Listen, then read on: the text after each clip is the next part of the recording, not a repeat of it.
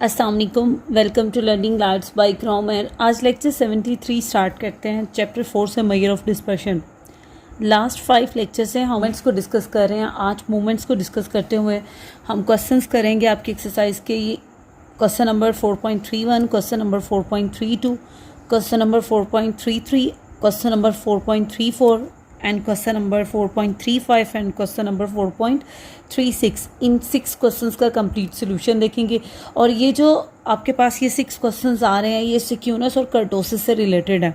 तो आप कह सकते हैं कि मूवमेंट से रिलेटेड आज हमारा 6 लेक्चर होगा। और इन 6 लेक्चर्स में हमने मूवमेंट्स की बेसिक डेफिनेशन, मूवमेंट्स की further 2 types skewness and kurtosis को डिस्कस किया 1 by 1। Movements about any arbitrary values को डिस्कस किया है। मूवमेंट्स अबाउट मीन को डिस्कस किया है। फिर हमने movement ratios B1 and B2 को डिस्कस किया। क्वेश्चन नंबर 4.31 में आपको कहा गया find movement about mean B1 and B2। आपने movements about mean find out करना है एंड B1 और B2 भी फाइंड आउट करना है आपने। Given the first 4 movement about y is equal to 20 as -2, 15, -25 and 80 respectively. अब हमने ये सीखा था कि जब कभी भी हमें moments about any arbitrary value दे दी जाए तो फिर जो मोमेंट्स हमें प्रोवाइड करता है वो कौन से मोमेंट्स होते हैं, वो रॉ मोमेंट्स होते हैं। और अगर आपको इसमें भी कोई कन्फ्यूजन है स्टिल, तो मेरी आपसे ये रिक्वेस्ट है कि इन क्वेश्चंस के सोल्यूशन को देखने से पहले अगर आप मोमेंट्स की प्रीवियस 5 लेक्चर्स को देख लेते हो तो इंशाल्लाह आपको इन क्वेश्चंस में इतनी प्रॉब्लम नहीं होगी।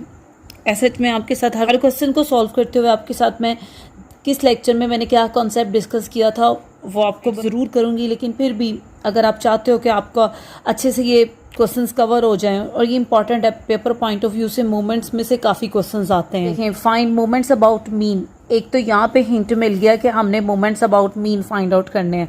और मोमेंट्स अबाउट मीन कौन से मोमेंट्स होते हैं, μ1 या m1। ठीक है, अगर पॉपुलेशन की बात होगी तो μ1, μ2, μ3 एंड μ4।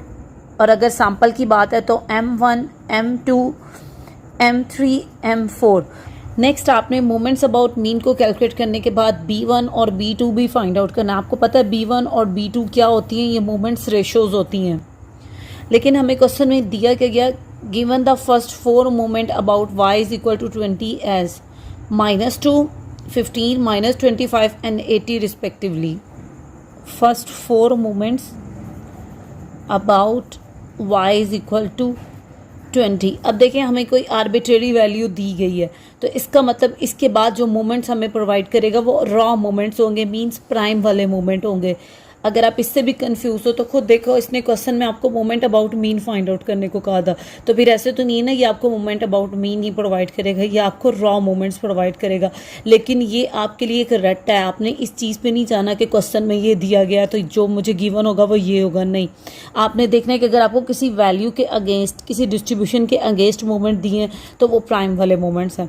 अब देखिए, इसने बोला रिस्पेक्टिवली, इसका मतलब फर्स्ट मोमेंट की वैल्यू पहली वैल्यू आएगी, सेकंड मोमेंट की वैल्यू ये होगी, थर्ड की ये, और फोर्थ मोमेंट की वैल्यू आपके पास 80 आएगी। मैं यहाँ पे मेंशन कर रही हूँ m1 prime is equal to -2, m2 prime is equal to 15, m3 prime is equal to -25 and m4 prime is equal to 80। ये रॉ मोमेंट्स आपको दे दिए गए। सबसे पहले तो moments about mean find out करने हैं। मीन हमने m1, m2, m3 और m4 फाइंड आउट करना है। अब किन का इस्तेमाल करना है, इन रॉ मोमेंट्स का, जिन पे ये प्राइम्स मेंशन होते हैं ना, इन्हें रॉ मोमेंट्स कहते हैं। इन रॉ मोमेंट्स को यूज़ करते हुए हमने m1, m2, m3 और m4 कैलकुलेट करना है। आप देख लीजिएगा, मैं साथ साथ मेंशन करती हूँ कि किस लेक्चर में मैंने आपके साथ मोमेंट के किस टॉपिक को डिस्कस किया था। लेक्चर नंबर 69 में मैंने आपके साथ रॉ मोमेंट्स को यूज़ करते हुए मोमेंट अबाउट मीन कैलकुलेट करना आपको सिखाया था। आपके पास आ जाएगा, हम लिखेंगे m1। ये फार्मूलाज हैं, 4 फार्मूलाएँ हैं आपके साथ में, 1 बाय 1 डिस्कस तो करूँगी। दी मोमेंट्स अबाउट मीन आर। अब आप देखें, आपने फर्स्ट मीन मोमेंट निकालना। मीन मोमेंट की निशानी ही होती है, इस पर प्राइम नहीं होता, और ये इक्वल आता है आपके पास m1 prime minus m1 prime. जब मैंने इसमें वैल्यू सब्स्टिट्यूट की, m1 प्राइम की जगह पे लिखा -2, ये माइनस सेंटर वाला यूं ही आया। ये आपके पास m1 प्राइम की वैल्यू अगेन -2 है। जब मैं इसे सॉल्व अप करती हूँ तो -2 + 2, तो m1 हमारे पास क्या आ रहा है, 0। First mean moment about mean is equal to 0। हमेशा मोमेंट अबाउट मीन का फर्स्ट मोमेंट इक्वल टू 0 ही आता है, क्योंकि इसमें हम m1 प्राइम में से m1 प्राइम में माइनस कर रहे होते हैं। नेक्स्ट आपने m1 के बाद m2 फाइंड आउट करना है। m2 का फार्मूला होता है m2 prime minus m1 prime का होल स्क्वायर। अब जब मैं इसमें वैल्यू सब्स्टिट्यूट करती हूँ तो m2 प्राइम आपके पास है 15 माइनस यूँ ही m1 प्राइम आपके पास क्या है -2।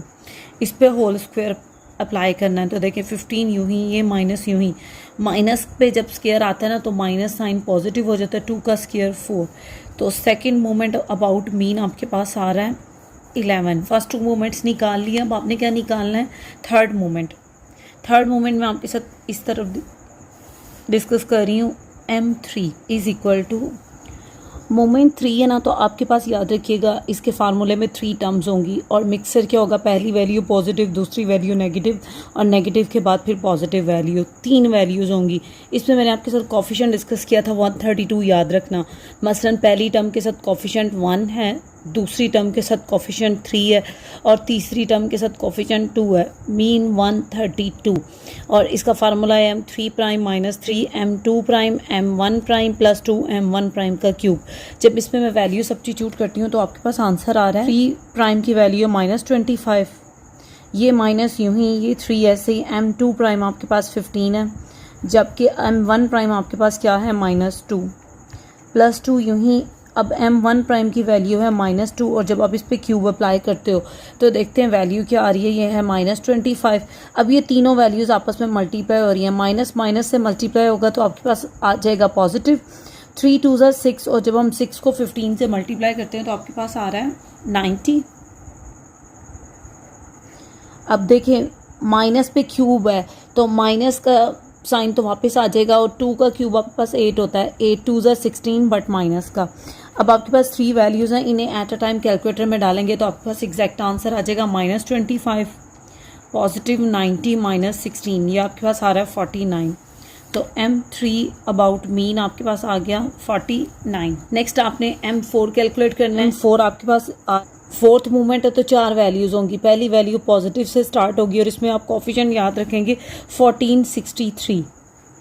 1463 मैं यहाँ पे लिख रही हूँ, जो कोफिशिएंट याद रखेंगे 1463। पहली वैल्यू के साथ 1 आएगा कोफिशिएंट। तो अब आप देखें m4 में फर्स्ट वैल्यू होगी m4 प्राइम, पॉजिटिव वैल्यू आ गई, नेक्स्ट नेगेटिव वैल्यू और इसमें कोफिशिएंट क्या होगा 4 m3 prime m1 prime, negative value आ गई। नेक्स्ट आपके पास पॉजिटिव वैल्यू आएगी और इसमें आपसे कोफिशिएंट क्या होगा 6 m2 प्राइम m1 प्राइम का होल स्क्वायर और लास्ट वैल्यू आपके पास क्या होगी नेगेटिव और इसका कोफिशिएंट क्या होगा 3 m1 प्राइम के ऊपर पार क्या आएगी, फोर्थ मोमेंट है तो पार आपके पास आ जाएगी 4। अब जब मैं इसमें वैल्यू सब्स्टिट्यूट करती m4 प्राइम है 80 -4 यूँ ही, m3 प्राइम है आपके पास -25, जबकि m1 प्राइम आपके पास क्या है -2, पॉजिटिव 6 यूँ ही, m2 प्राइम है आपके पास 15 और m1 प्राइम आपके पास क्या है -2 पे स्क्वायर, -3 m1 प्राइम है आपके पास -2 और पार इसकी क्या आ जाएगी 4। अब देखिए आपके पास ये 80 यूँ ही आ जाएगा। अब आप क्या करोगे, पहले इन तीनों वैल्यूज़ को आपस में मल्टीप्लाई करना है। जब आप माइनस को माइनस से मल्टीप्लाई करोगे तो पॉजिटिव हो जाएगा। 25 को 2 से मल्टीप्लाई करते हो तो आपके पास आ रहा है 50। जब आप 50 को 4 से मल्टीप्लाई करोगे ना तो आपके पास नेगेटिव का 200 आ रहा है। अब आप देखो माइनस पे स्क्वायर है, माइनस का स्क्वायर तो पॉजिटिव हो जाएगा, 2 का स्क्वायर 4। जब आप 4 को मल्टीप्लाई करते हो 15 से तो आपके पास आ रहा है 60 और जब आप 60 को 6 से मल्टीप्लाई करते हो तो आपके पास आ रहा है 360, पॉजिटिव 360। अब देखिए माइनस पे पार 4 है, माइनस की पार 4 पॉजिटिव मीन और 2 रेज़्ड टू पावर 4 आपके पास आ जाएगा 16। जब आप 16 को 3 से मल्टीप्लाई करते हो तो आपके पास आ रहा है 48 नेगेटिव का। अब आपके पास 4 वैल्यूज़ हैं डिफरेंट साइन के साथ। आप पहली वैल्यू को कैलकुलेटर में एज इट इज़ डालें, positive 80 -200 192, fourth movement about mean. देखने आपने अपने क्वेश्चन का फर्स्ट पार्ट तो कर लिया जिसमें आपको कहा गया था कि आपने पहले 4 मोमेंट्स कैलकुलेट करने हैं। नेक्स्ट इसने आपको कहा है B1 और B2 भी फाइंड आउट करना है। अब आप देख रहे हैं कि लेक्चर नंबर 70 में मैंने आपके साथ B1 का फार्मूला डिस्कस किया था ये वाला, लेकिन क्वेश्चन में हमें सिंपली B1 चाहिए, अंडर रूट B1 नहीं चाहिए। मैंने अंडर रूट को फिनिश करने के लिए दोनों स्क्वायर लिया, तो देखिए स्क्वायर रूट को फिनिश कर देगा तो B1 आ जाएगा आपके पास। राइट साइड पे क्या होगा, आपके पास फ्रैक्शन में वैल्यूज मौजूद हैं, तो न्यूमिनेटर पे सेपरेटली स्क्वायर आएगा, जबकि डिवाइजर में सेपरेटली स्क्वायर आप अप्लाई करोगे। जब आप मोमेंट 3 पे स्क्वायर लोगे तो ये इसी तरह ही आ जाएगा। मैंने क्या किया, डिवाइजर को इस तरह लिख लिया ताकि मैं आपके साथ डिटेल में एक्सप्लेन कर सकूँ। नेक्स्ट आप देख रहे हैं आपके पास मोमेंट 2 पे क्यूब है और देन अंडर रूट है, तो मैं भी यही लिखा और ये जो स्क्वायर डिवाइजर पे आना था ये यूं ही लिख लिया। अब इस स्क्वायर ने क्या किया, स्क्वायर रूट को फिनिश कर दिया। आपके पास आ रहा है मोमेंट 3 की पार्ट 2, ये यूं ही लिख लिया। इसको अगेन डिवाइजर की फॉर्म में लिखा और मोमेंट 2 की पार्ट 3। इसको याद रखने का इजी वे है कि आप B1, ये B1 पे रूल बता रही हूँ, not under root B1। B1 आपके पास आ रहा है मोमेंट, इसे याद रखो, म्यू 32/23। और जब आप इसमें वैल्यू सब्स्टिट्यूट करने लगे हो तो आपके पास म्यू 3 नहीं है लेकिन आपके पास M3 है, तो हम क्या करते हैं, म्यू 3 की जगह पे M3 की वैल्यू सब्स्टिट्यूट करते हैं, मींस इसके एस्टिमेटर की वैल्यू लगाते हैं। अगर पॉपुलेशन का ये है तो सैंपल का मेरे पास ये, पॉपुलेशन मैंने प्रिडिक्ट नहीं किया था तो मैं यहाँ पे सैंपल का लगा रही हूँ 49। इसमें आपके पास कोई इशू नहीं, क्योंकि क्वेश्चन में इसने आपको मेंशन ही नहीं किया हुआ था कि आया ये सैंपल मोमेंट्स हैं या आपके पास पॉपुलेशन मोमेंट्स हैं, तो ये दोनों एक्ट कर सकते हैं। 49 की पार में आपके पास आ जाएगा square divided by mu 2। Mu 2 आपके पास क्या है, 11 पे आपने क्या अप्लाई करना है, क्यूब। तो देखते हैं 49 स्क्वायर आपके पास आ रहा है 2401 डिवाइडेड बाय 11 पार 3, ये आपके पास आ रहा है 1331। अब आप देख रहे हैं कि B1 की वैल्यू आ रही है मेरे पास, जब मैं 2401 को डिवाइड करती हूँ 1331 से 1.80 आ गया। नेक्स्ट इसने आपको कहा था B2 फाइंड आउट करें। B2 का फार्मूला है, मैंने आपके साथ डिस्कस किया है लेक्चर नंबर 72 में। लेफ्ट साइड पे आप देख रहे हैं ये इक्वल होता है मोमेंट 4 डिवाइडेड बाय मोमेंट 2 का होल स्क्वायर। M4 आपने कैलकुलेट किया है 192 और जबकि M2 आपके पास क्या है 11 का स्क्वायर 192, यूं ही 11 का स्क्वायर आपके पास आ रहा है 121। और जब आप 192 को डिवाइड करते हो 121 से तो आपके पास वैल्यू आ रही है 1.59।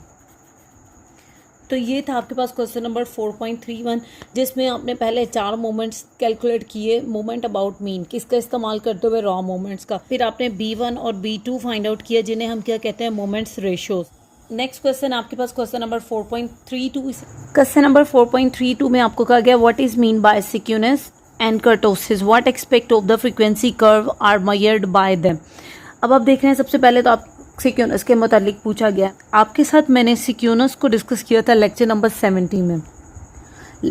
लेक्चर नंबर 70 में मैंने सिक्यूनेस की बेसिक डेफिनेशंस, इसकी 2 ब्रॉड कैटेगरीज डिस्कस की थी, जो कि आप इस क्वेश्चन में बताएंगे कि पॉजिटिवली सिक्यूड क्या होता है और नेगेटिवली सिक्यूड आपके पास क्या होता है। और आपको पता है लेक्चर नंबर 70 में मैंने इसको डिस्कस करने के बाद आपके साथ लेक्चर नंबर 71 में सिक्यूनेस के क्वेश्चंस भी डिस्कस किए थे जो आपकी एक्सरसाइज में है। नेक्स्ट है कर्टोसिस। कर्टोसिस को डिस्कस किया था मैंने लेक्चर नंबर 72 में, और इसमें जो नेक्स्ट आपसे पूछा गया what expect of the frequency curve are measured by them, इसमें आप क्या बताएंगे, आप इसमें कोफिशिएंट्स बताएंगे कि सिक्यूनेस का कोफिशिएंट क्या होता है और कर्टोसिस का कोफिशिएंट क्या होता है। तो होपफुली आपको इस क्वेश्चन का आंसर लेक्चर नंबर 70 और 72 में मिल जाएगा। क्वेश्चन नंबर 4.33 आपको कहा गया second moment about mean of 2 distributions are 9 and 16 while fourth moment about mean are 230 and 780 respectively. Which of the distribution is leptokurtic, platykurtic and mesokurtic? 2 different distribution की बात कर रहे हैं, तो हम पहले मेंशन करते हैं distribution 1, next one is distribution 2। अब आप देखिए इसने आपको बोला second moment about mean of two different distribution, और एक नेक्स्ट वन है 230 एंड 780 और रेस्पेक्टिवली का वर्ड मेंशन है। पहले ये 9 एंड 16 क्या है, सेकंड मोमेंट, तो मैं लिख रही हूँ M2। पहला जो फर्स्ट डिस्ट्रीब्यूशन है उसकी वैल्यू क्या है 9 M2 की, और सेकंड डिस्ट्रीब्यूशन में M2 की वैल्यू क्या है 16। क्लियर है। नेक्स्ट आपको बोला गया वाइल फोर्थ मोमेंट, और अब फोर्थ मोमेंट कौन से आपको दिए गए हैं 230 एंड 780 रिस्पेक्टिवली। मीन 230 अगर पहले लिखा हुआ तो ये पहले डिस्ट्रीब्यूशन का फोर्थ मोमेंट है, और M4 आपके पास आ गया 230 और इधर M4 आपके पास आ गया 780। अब अगर आप यहाँ पे कंफ्यूज हैं कि मिस ये प्राइम्स हैं या सिंपल मोमेंट है, तो देखिए बेटा इसने आपको क्वेश्चन में बताया है कि सेकंड मोमेंट अबाउट मीन मैं आपको दे रहा हूँ, तो मीन वाले मोमेंट पे प्राइम नहीं आता, ये आ गया। अब देखिए नेक्स्ट क्वेश्चन में आपको पूछ रहा है कि आप बताओ डिस्ट्रीब्यूशन लैप्टोकर्टिक है, प्लेटिकर्टिक है या मेसोकर्टिक है। जो हमें कैसे पता चलेगा कि डिस्ट्रीब्यूशन लैप्टोकर्टिक है, प्लेटिकर्टिक है या मेसोकर्टिक है। अब आप देख रहे हैं कि लेक्चर नंबर 72 में मैंने आपसे डिस्कस किया था measure of kurtosis. Measure of kurtosis क्या था आपके पास B2, मीन्स B2 आपको बताएगा कि डिस्ट्रीब्यूशन लैप्टोकर्टिक है, प्लेटिकर्टिक है या मेसोकर्टिक है। आप अजम्पशंस में भी देख रहे हैं, तो इसका मतलब क्वेश्चंस में इस स्टेटमेंट से हमें पता चला कि हमने क्या कैलकुलेट करना है, हमने B2 कैलकुलेट करना है। B2 is the moment ratio, तो हम लिखेंगे B2 is equal to M4 divided by M2 का होल स्क्वायर। अब फर्स्ट डिस्ट्रीब्यूशन की बात हो रही है, तो फर्स्ट डिस्ट्रीब्यूशन का M4 आपके पास है 230 और M2 आपके पास क्या है 9 होल स्क्वायर। 230 यूँ ही रहेगा डिवाइडेड बाय 81, तो देखते हैं कि B2 की वैल्यू क्या आ रही है, और ये 2.84। अब सेकंड डिस्ट्रीब्यूशन पे भी यही पैटर्न लगाते हैं, सेकंड डिस्ट्रीब्यूशन में भी B2 फाइंड आउट करेंगे। B2 is equal to M4 divided by M2 का होल स्क्वायर। M4 की वैल्यू आपके पास 780 है, जबकि M2 की वैल्यू है 16 का होल स्क्वायर। 780 यूँ पहले 16 का स्क्वायर एक्सपेंड करते हैं, और 16 का स्क्वायर आपके पास आता है 256। जब आप 780 को डिवाइड करते हैं ना 256 से, तो आपके पास वैल्यू आ रही है 3.046, तो मैं इसे क्या लिखूंगी 3.05। अब देख रहे हैं कि फर्स्ट डिस्ट्रीब्यूशन में B2 आया था 2.84, जबकि सेकंड डिस्ट्रीब्यूशन में B2 की वैल्यू आई थी 3.05। मैं असम्पशंस लिख रही हूँ, इसे देख लेते हैं। देखें आपके पास है सिंस B2 ग्रेटर देन 3, आपके पास वैल्यू 3.05 है जो कि 3 से ग्रेटर है। तो आप देख रहे हो कि अजम्पशंस में आपको बताया गया कि अगर B2 की वैल्यू ग्रेटर देन 3 हो तो डिस्ट्रीब्यूशन आपके पास क्या होता है, डिस्ट्रीब्यूशन लैप्टोकर्टिक होता है। अब डिस्ट्रीब्यूशन 1 पे आते हैं।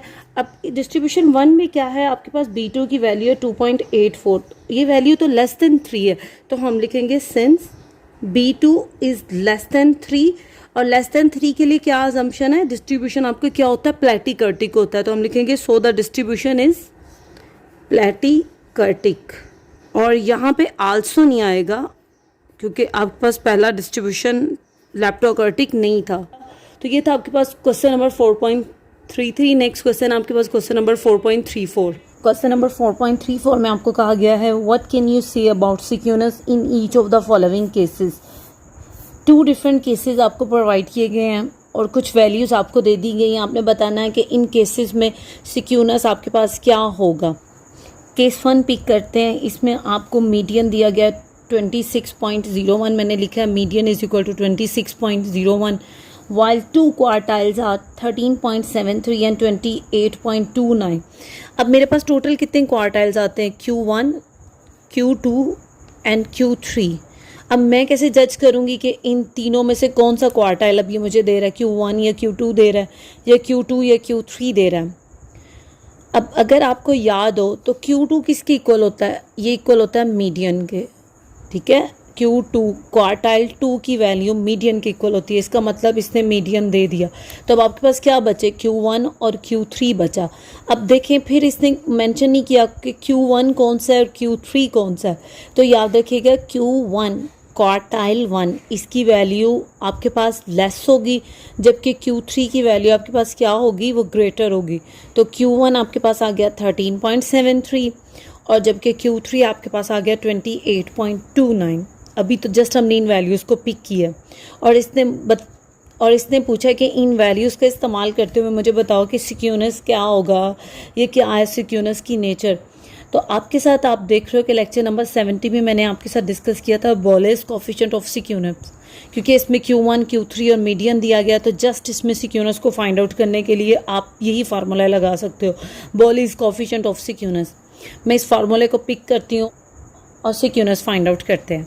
हमने सीखा था बोलेस कोफिशिएंट ऑफ सिक्यूनेस में आप वैल्यूज़ को रिप्रेजेंट करोगे SK से, which is equal to Q1 plus Q3 minus 2 median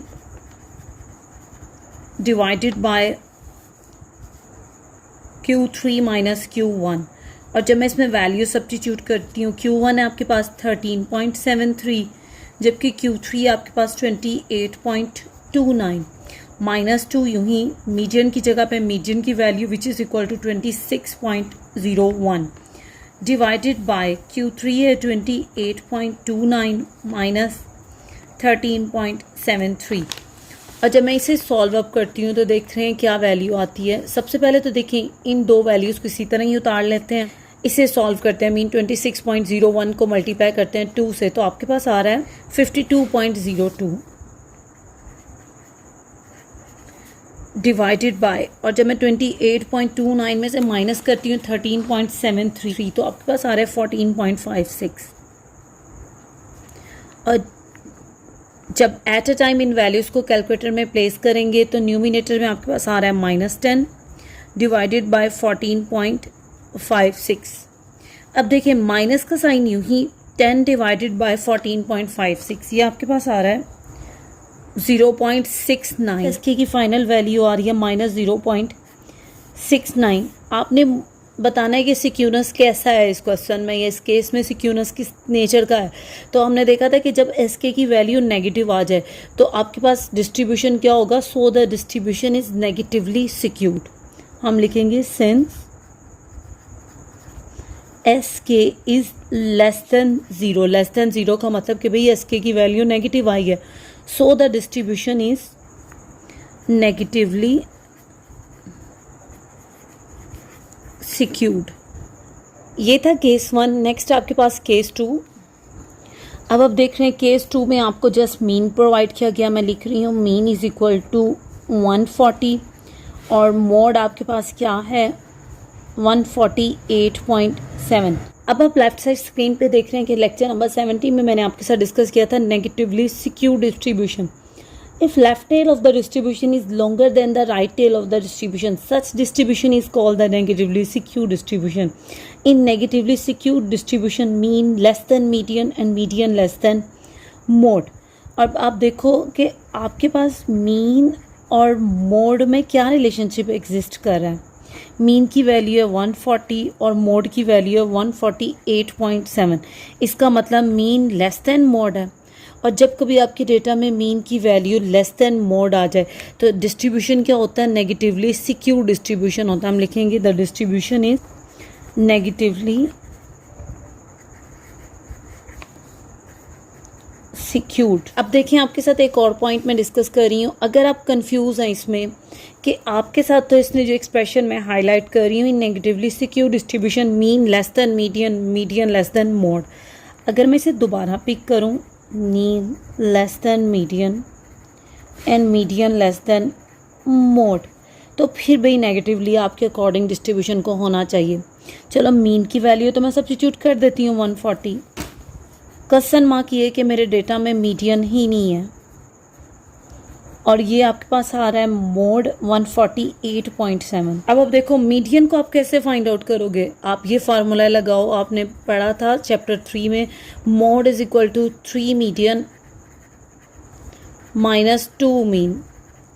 इससे एक न्यूमेरिकल वैल्यू आपको मिलेगी, इसमें सब्स्टिट्यूट करना, तब भी आपकी ये कंडीशन ट्रू जाएगी, तो डिस्ट्रीब्यूशन तब भी नेगेटिवली होगा।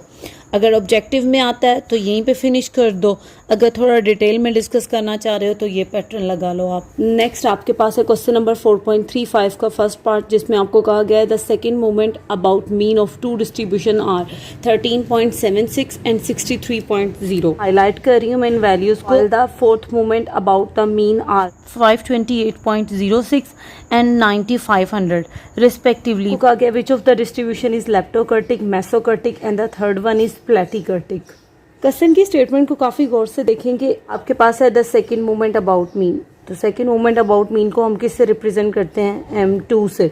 Of two distributions are 13.76 and 63.0। जैसे इसने मेंशन किया है टू डिस्ट्रीब्यूशन, मैंने मार्क कर दिया distribution 1 and the second one is distribution 2। Mean दो डिफरेंट डिस्ट्रीब्यूशन के आपको M2 प्रोवाइड किए गए हैं। हम लिखते हैं M2, इधर भी आ जाएगा आपके पास M2। अब देखिए सपोज अगर आप फर्स्ट वैल्यू से कंसिडर करें 13.76 को M2 की, तो सेकंड डिस्ट्रीब्यूशन की वैल्यू क्या होगी जो सेकंड नंबर पे लिखी हुई है, डेट इज 63.0। नेक्स्ट देखें, आपसे पूछा गया वाइल द फोर्थ मूवमेंट। अब जिस तरह इसने सेकंड मूवमेंट दिए हैं, अभी हमें फोर्थ मूवमेंट प्रोवाइड कर रहा है। While the fourth movement about mean are 528 and 9500 respectively. ये रिस्पेक्टिवली ये स्टेट करता है कि जिस डिस्ट्रीब्यूशन का M2 13.76 है ना, उसी डिस्ट्रीब्यूशन का फोर्थ मूवमेंट, फर्स्ट वाली वैल्यू थी ना 13.76, तो फोर्थ मूवमेंट की वैल्यू भी फर्स्ट वाली होगी जो कि 528.06 है। तो M4 आपके पास आ गया 528.06 और सेकेंड डिस्ट्रीब्यूशन का M4 क्या आ जाएगा 9500। ये तो अभी आपने जस्ट स्टेटमेंट पिक की है। अब देखिए नेक्स्ट आपको क्या कहा गया है, which of the distribution is leptokurtic, mesokurtic और प्लेटिकर्टिक। बताना कि ये जो दोनों डिस्ट्रीब्यूशन है कि आया ये लेप्टोकर्टिक है, क्या ये मेसोकर्टिक है, क्या ये प्लेटिकर्टिक है। अब देख रहे हैं कि आपके साथ लेक्चर नंबर 72 में मैंने डिस्कस किया था measure of kurtosis. Measure of kurtosis क्या है, आपके पास B2 है और आप इसकी असम्पशंस देख रहे हैं। आपको कौन बता रहा है कि डिस्ट्रीब्यूशन मेसोकर्टिक है, डिस्ट्रीब्यूशन प्लेटिकर्टिक है, या डिस्ट्रीब्यूशन लेप्टोकर्टिक है। मींस तीनों पॉइंट्स में आपको B2 वैल्यू बता रहा है। तो अगर B2 की वैल्यू 3 आ जाएगी तो मेसोकर्टिक बोल, अगर B2 की वैल्यू लेस देन 3 है तो प्लेटिकर्टिक कह देना, अगर B2 की वैल्यू ग्रेटर देन 3 है तो आप क्या कह देना, लेप्टोकर्टिक। इसका मतलब कि इनको फाइंड आउट करने के लिए, ये बताने के लिए मुझे क्या नीड है, मुझे B2 की नीड है, तो मैं दोनों डिस्ट्रीब्यूशन में B2 कैलकुलेट करूंगी। 2 इक्वल होता है फोर्थ मूवमेंट को आप डिवाइड कर देते हो सेकेंड मूवमेंट के स्क्वायर से। इधर भी B2 का फार्मूला सेम रहेगा, fourth movement divided by M2 का होल स्क्वायर। पहले डिस्ट्रीब्यूशन 1 पे काम करते हैं। जब इसमें मैं वैल्यू सब्स्टिट्यूट करूंगी तो M4 आपके पास क्या है 528.06 और M2 आपके पास क्या है 13.76 का होल स्क्वायर, 528.06 ऐसे। और जब डिवाइज़र पे स्क्वायर अप्लाई करते हो तो आपके पास आ रहा है 189.34। तो B2 की फाइनलाइज वैल्यू आपके पास आ रही है 2.79। क्लियर है। अब इधर भी B2 की वैल्यू फाइंड आउट करते हैं, देन अजम्पशंस देखते हैं हम। अब आप देख रहे हैं सेकंड डिस्ट्रीब्यूशन की बात हो रही है, तो सेकंड डिस्ट्रीब्यूशन में M4 आपके पास क्या है 9500 डिवाइडेड बाय M2 है आपके पास 63.0 का होल स्क्वायर। तो B2 आपके पास आ रहा है 9500, यूं ही 63.0 का जब स्क्वायर एक्सपेंड करते हैं तो आपके पास आ रहा है 3969। अब जब आप 9500 को डिवाइड करते हो 3969 से तो आपके पास वैल्यू आ रही है 2.39। असम्पशंस देख रहे हैं कि if B2 is equal to 3 the distribution is mesokurtic, if B2 is less than 3।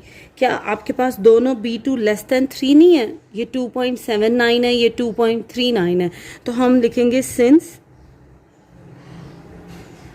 B2 less than 3 so the distribution is, तो क्या है distribution platykurtic, so the distribution is platykurtic. Second distribution भी कुछ इसी नेचर का है, इसमें भी ये वैल्यू लेस देन 3 है, तो सेम स्टेट यहाँ पे भी करेंगे, since B2 less than 3 so the distribution is platykurtic. ये था आपके पास क्वेश्चन नंबर 4.35 का फर्स्ट पार्ट।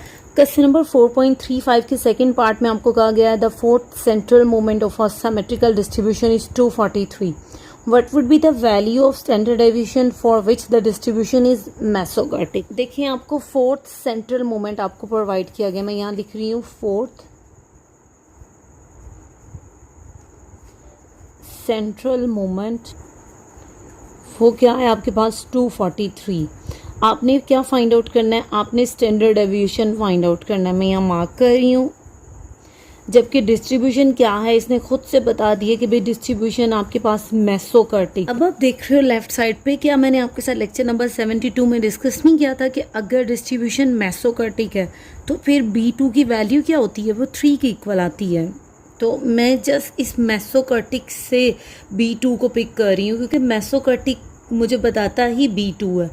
तो ये तो समझ आ गई कि जी मेसोकार्टिक का इस्तेमाल करते हुए मैं B2 यूज़ कर सकती हूँ।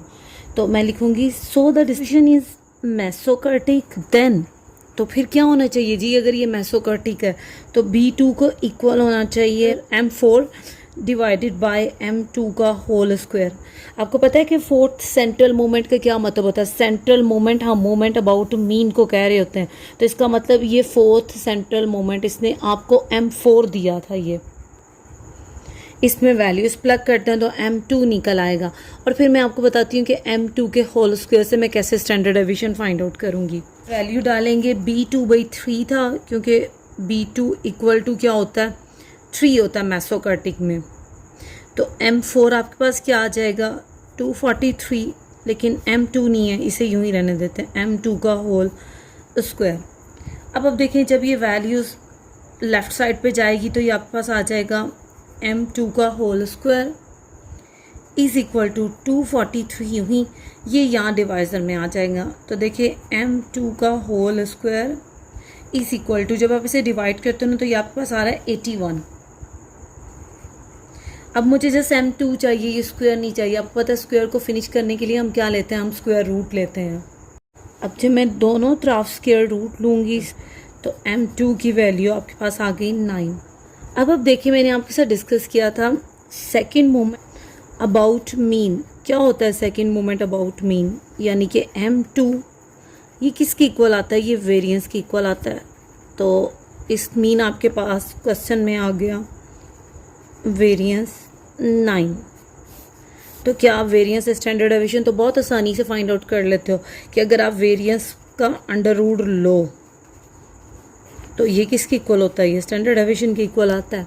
तो जब मैं इस पे दोनों तरफ अंडर रूट लूँगी तो स्टैंडर्ड डेविएशन आपके पास आ रहा है 3। तो ये था आपके पास क्वेश्चन नंबर 4.35 का सेकंड पार्ट। इस तरह का क्वेश्चन आपसे MCQs में भी आ सकता है और आपसे एज अ शॉर्ट क्वेश्चन भी पूछ सकते हैं। क्वेश्चन नंबर 4.36 में आपको कहा गया है the second moment about mean of a distribution is 25, what could be the value of fourth moment about mean if the distribution is leptokurtic, mesokurtic और प्लेटिकार्टिक। अब इसने कहा है कि आपने फर्स्ट टाइम डिस्ट्रीब्यूशन को कंसिडर करना है लैप्टोकार्टिक, सेकेंड टाइम पे डिस्ट्रीब्यूशन को कंसिडर करना है मेसोकार्टिक और थर्ड टाइम पे डिस्ट्रीब्यूशन को कंसिडर करना है प्लेटिकार्टिक। और इसके अकॉर्डिंग आपने क्या मोमेंट 4 फाइंड आउट करना है कि फर्स्ट पे हमने क्या कंसिडर करना है डिस्ट्रीब्यूशन को लैप्टोकार्टिक,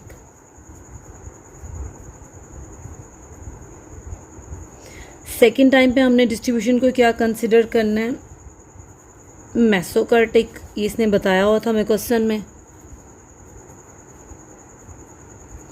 और थर्ड टाइम हमने डिस्ट्रीब्यूशन को क्या कंसिडर करना है प्लेटिकार्टिक। अब इसने आपको सेकंड मोमेंट अबाउट मीन दिया हुआ है 25, मीन M2 है आपके पास 25, आपने M4 इसमें भी फाइंड आउट करना है, इसमें भी M2 की वैल्यू 25 ही रहेगी, आपने M4 फाइंड आउट करना है, इसमें भी M2 की वैल्यू आपके पास 25 ही रहेगी, आपने M4 फाइंड आउट करना है। तो लैप्टोकार्टिक, मेसोकार्टिक और प्लेटिकार्टिक कैसे पता चलता है, आप देख रहे हो कि अगर डिस्ट्रीब्यूशन की वैल्यू B2 की ग्रेटर देन 3 है तो फिर आपके पास डिस्ट्रीब्यूशन क्या है लैप्टोकार्टिक है। मैं यहाँ लिखूँगी कि B2 इस केस में क्या है ग्रेटर देन 3, क्योंकि डिस्ट्रीब्यूशन खुद से उसने बताया था लैप्टोकार्टिक है। मेसोकार्टिक में B2 इक्वल टू क्या आ जाएगा 3 और प्लेटिकार्टिक में B लेस देन क्या है आपके पास 3। B2 किसकी इक्वल होता है, ये इक्वल होता है M4 डिवाइडेड बाय M2 का होल स्क्वायर। मैं इसको सब्स्टिट्यूट कर देती हूँ इस साइड पे ग्रेटर देन 3। जब इसमें मैं M4 की वैल्यू मेरे पास है ही नहीं, वो M4 ही रहेगा, ये ग्रेटर देन यूँ ही ये 3 से मल्टीप्लाई हो जाएगा M2 का होल स्क्वायर। तो देखिए M4 आपके पास आ रहा है 3, यूँ ही M2 है आपके पास 25 का होल स्क्वायर। आपको पता है 25 का होल स्क्वायर इक्वल होता है 625 के, और जब मैं 625 को मल्टीप्लाई करती हूँ 3 के साथ तो आपके पास M4 ग्रेटर देन किसकी आ रहा है 1875। अब देखो इधर भी आप B2 की वैल्यू सब्स्टिट्यूट करो, M4 डिवाइडेड बाय M2 का whole square is equal to 3। तो M4 आपने फाइंड आउट करना है, 3 यूँ ही रहेगा, इधर M2 का स्क्वायर चला जाएगा। अब इस स्टेप में वैल्यू सब्स्टिट्यूट करो तो M2 अगेन आपके पास क्या है 25 का स्क्वायर है 625। जब आप इसको 3 से मल्टीप्लाई करोगे तो ये आ जाएगा इस केस में एग्जैक्टली 1875। सिमिलरली आप प्रैक्टिकलिटी के लिए भी काम करोगे, इसमें भी वैल्यू सब्स्टिट्यूट करो।